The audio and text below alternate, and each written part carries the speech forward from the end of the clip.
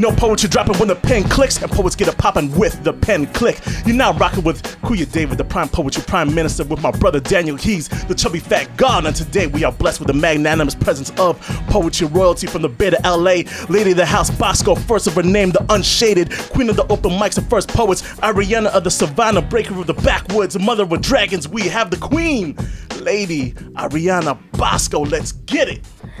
My next boyfriend's gonna be a man.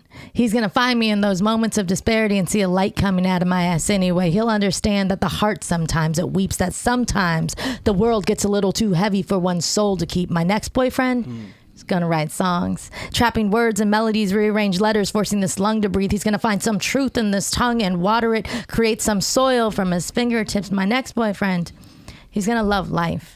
And me in it, standing right beside him, holding up his backbone, holding up his own. He's going to know a thing or two about sweet nothings and holding the door open for his lady, build upon natural blessings. My ex-boyfriend is going to hold me like the night holds a shadow, the sidewalk nurtures a crack. He's going to kiss me the way the bush belongs to a vine, fitting so perfectly like my favorite cardigan. And he'll know just the right thing to say when it gets hard again, when I'm finding it oh so hard to start again. My next boyfriend will know that his smile is where it all begins. He will be my forever days, my ain't feeling so great days, my I can't go on, can you show me where my knees are days. He will dance, groove with me, spit talking, booty shaking, melody rocking, let me get into your pants, but not disrespectful like. In fact, exactly the opposite. I respect you so much like, more than words like, so I gotta show you with my whole body like. My next boyfriend will be a poem. I'll swim around in his denim. He'll like things like coffee and hikes. He'll love things like sitting in a room with unfamiliar faces. He'll ponder things like, where are we going? Where are we from? He'll make me laugh, outrageous. My next boyfriend will be brave, wear his heart on his lips, tattoo me on his hips. He'll like food and culture, hopes and dreams, maybe even be a baller, but he won't pay much attention to things you could buy. He'll just try to be the best person he could be, see a little light from the inside. My next boyfriend is gonna love kids.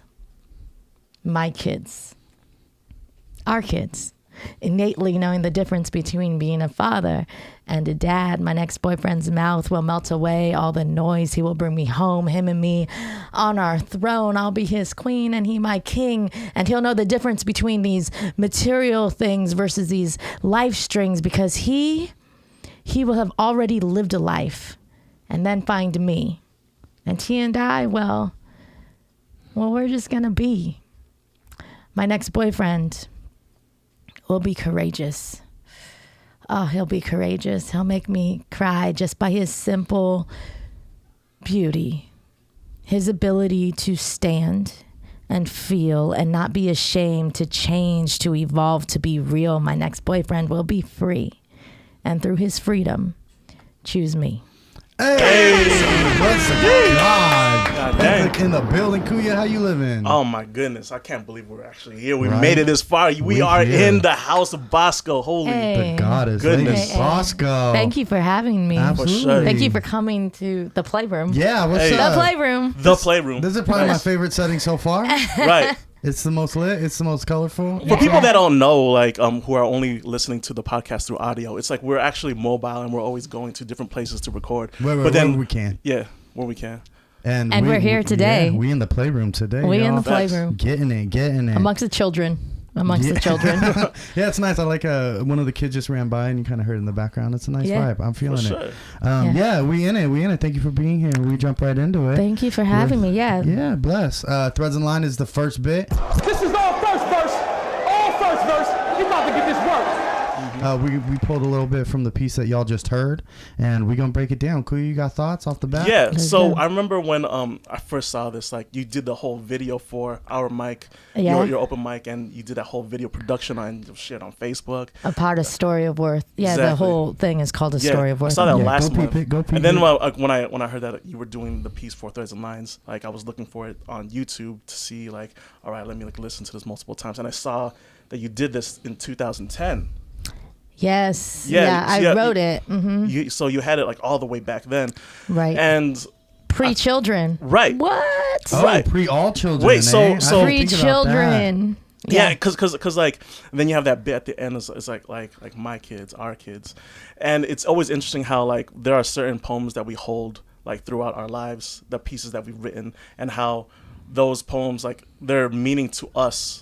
Even though we're the ones that wrote it, their meaning to us like changes as our lives change and as we grow. Absolutely. So like I want to know like where your mindset was at 2010 and how you've interpreted that like now in 2017, because it's like in that March video piece you're like yelling out of frustration, but then 2010 Arianna was all like, oh, you know, it's like that'd be nice. Yeah, you know what? In 2010 I had just gotten out of a relationship, and, you know, I hold spaces. At the time, I was holding down Speakeasy. Prior to that, Tarred and Feathered, and now Armike. But when you hold space, you hear a lot of pieces about activism, obviously, but you hear a lot of pieces about broken hearts and oh, you don't do that to me, you know. Yeah. And I got those pieces too. Word. But I wrote that piece for hope, for something to look forward to. And in fact, when I recorded in 2010, just like off the laptop, just written, there's a hopefulness there. 2010, now in 2017, 2 kids later, single mom. When we shot that video for A Story of Worth, Armike, at the beginning of the year, it's funny, like on set, right? I had this vision of the shot being overhead and me in the bed and different guys coming through. That was dope, right? too. And it's just one take, just a one take, right? And then so the day of, we're rehearsing it, and I got the guys there, and I'm like, yo, when you come, there needs to be, you need to give yourself a reason to come in and a reason to come out. Like it's got to have this organicness. I believe they call that the business, like for actors. It's like they're always having something to do. Yes, during the the business and the intention and what compels you to come out. Yeah, you got to have that moment before and the reason why you're leaving. So I'm directing it. We got it down. Cool. We're about to do a take, and then I'm sitting there and I'm going, wait. I don't have my motivation to even start this. Right. Like I figured out how I wanted everyone to do their thing. And then I was like, oh, I got to have a motivation. So our PA, Saul, was sitting there and I was like, you sit down on the bed. Mm-hmm. And I direct him. I'm like, you know, you kind of turn around and we just got in a fight and you kind of look at me, try to be like, am I going to work this out? And you go, no, in your head, you go, I'm not going to work this out. And you walk out. And that was the motivation for me to get into the piece, which is crazy because being in that moment and feeling him walk inspired the delivery of what that piece became for film. But like the actual performance of it can not skew, but influence the piece almost every single time, you know? Oh, every time. Yeah. Well, I'm a fond believer of, there's a piece that I do to end every night from Speakeasy to now Armike. Every time I do this piece, or you guys have seen this, we know right? What's up. But every time I do that piece, it's a new piece. Yeah. I think sometimes poets, generally, blanket statement, you get trapped in the cadence and the kill of like how this piece goes, that you don't allow for real things to happen, for real discovery, because you have to know you're on autopilot. You're on autopilot, and that there's people there in the audience that have never seen this piece before.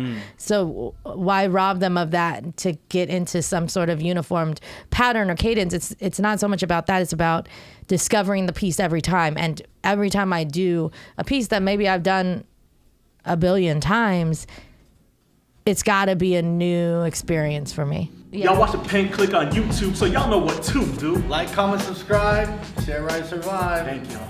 Love y'all.